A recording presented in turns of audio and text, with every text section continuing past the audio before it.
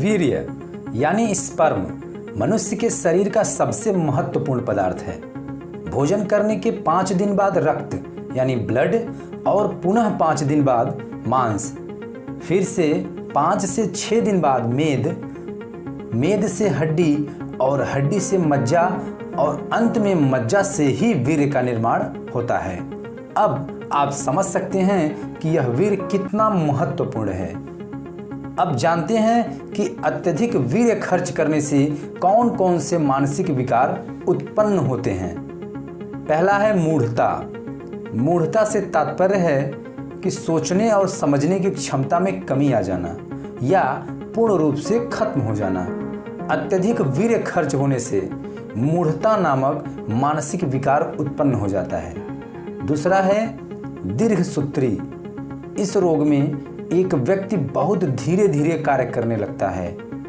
इतने समय में एक स्वस्थ व्यक्ति, एक हेल्दी व्यक्ति 4 गुना कार्य कर सकता है। तीसरा है भुलक्कड़पन। अत्यधिक वीर्य खर्च होने से एक सामान्य व्यक्ति भुलक्कड़पन का शिकार हो जाता है। ऐसे रोगी किसी की बात को क्षण भर में भूल जाते हैं और उन्हें अपना जीवन नीरस लगने लगता है।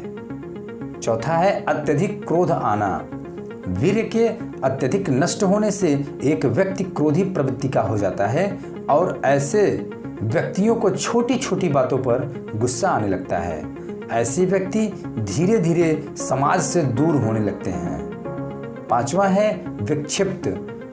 विक्षिप्त अर्थात दूसरे शब्दों में पागलपन। अत्यधिक वीर्य नाश होने पर एक व्यक्ति पागलों जैसा व्यवहार करने लगता है। ऐसे व्यक्तियों के अंदर पागलपन इस कदर बढ़ जाता है कि वे भले बुरे का अंतर समझना छोड़ देते हैं। अधिक वीर्य नाश होने से ऐसी तमाम प्रकार की मानसिक बीमारियां उत्पन्न हो जाती हैं। दुनिया भर के सभी वैज्ञानिक और मनोवैज्ञानिक ये बताते हैं कि 80% मानसिक रोगी केवल वीर्य विकार के कारण होते हैं। स्त्रियों में यह विकार रज विकार के नाम से जाना जाता है। ऐसा नहीं कि केवल पुरुष ही इस बीमारी का शिकार होते हैं, नहीं, स्त्रियां भी इस गंभीर बीमारी के चपेट में आ जाती हैं। आइए हम वीर्य विकार को स्पष्ट करते हैं। जब कोई व्यक्ति सामान्य से अधिक वीर्य खर्च करता है, चाहे वह क्रिया संभोग की हो या फिर हस्त मैथुन की, दोनों प्रकार से खर्च किया गया अधिक वीर्य विकार उत्पन्न करते हैं। वीर्य विकार एक बहुत बड़ी समस्या है। अगर हम समय रहते इस समस्या का निदान नहीं करते हैं तो यह बहुत खतरनाक साबित हो सकती है। वीर्य में 90% पानी और 10% सॉलिड तत्व होते हैं।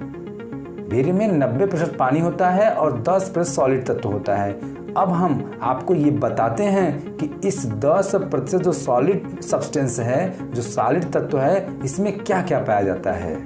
पहला है प्रोटीन सब्सटेंसेस। अब प्रोटीन सब्सटेंसेस में क्या क्या पाए जाते हैं?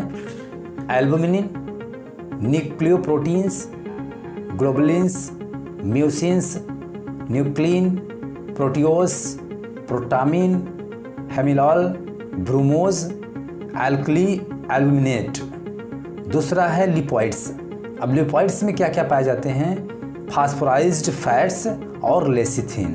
तीसरा है कोलेस्टेरोल और चौथा है मिनरल्स। अब मिनरल्स में क्या क्या पाए जाते हैं? Phosphorus, sodium, potassium, calcium, magnesium, iron, sulphur और क्लोराइड।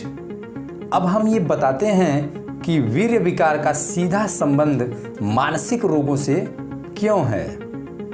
ब्रेन और नर्वस टिश्यू को अगर हम 2 हिस्से में बांट दें तो एक हिस्से में कोलेस्टेरोल और दूसरे हिस्से में लेसिथिन और फास्फोरस होते हैं। हैरानी की बात यह है कि मस्तिष्क में जो भूरा और सफ़ेद रंग का पदार्थ होता है उसमें वे सारे तत्व पाए जाते हैं जो वीर्य में ऊपर बताए गए हैं।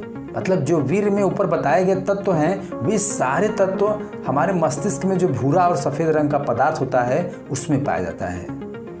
अगर वीर्य विकार नहीं होता तो ये मनुष्य के मस्तिष्क को जरूरी पोषक तत्व मिलते रहते, लिहाजा उस व्यक्ति को कभी भी मानसिक बीमारी नहीं हो सकती।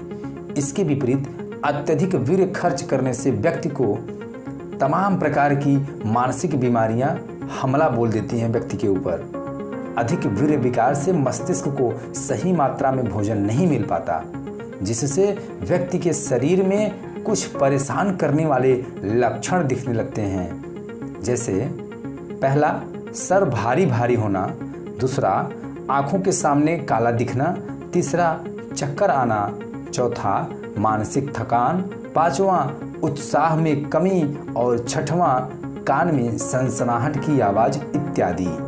तमाम प्रकार के मस्तिष्क विकार का सामना मनुष्य को करना पड़ता है जब एक मनुष्य अपना जो वीर्य है उसको मतलब लिमिट से अधिक खर्च करेगा, तो इस प्रकार की तमाम प्रकार की मानसिक बीमारियां उसको परेशान करती हैं। कोशिश करें अधिक से अधिक वीर्य रक्षण अर्थात ब्रह्मचर्य का पालन करें। इस प्रकार की और वीडियो के लिए इस चैनल को सब्सक्राइब करना ना भूलें दोस्तों। धन्यवाद।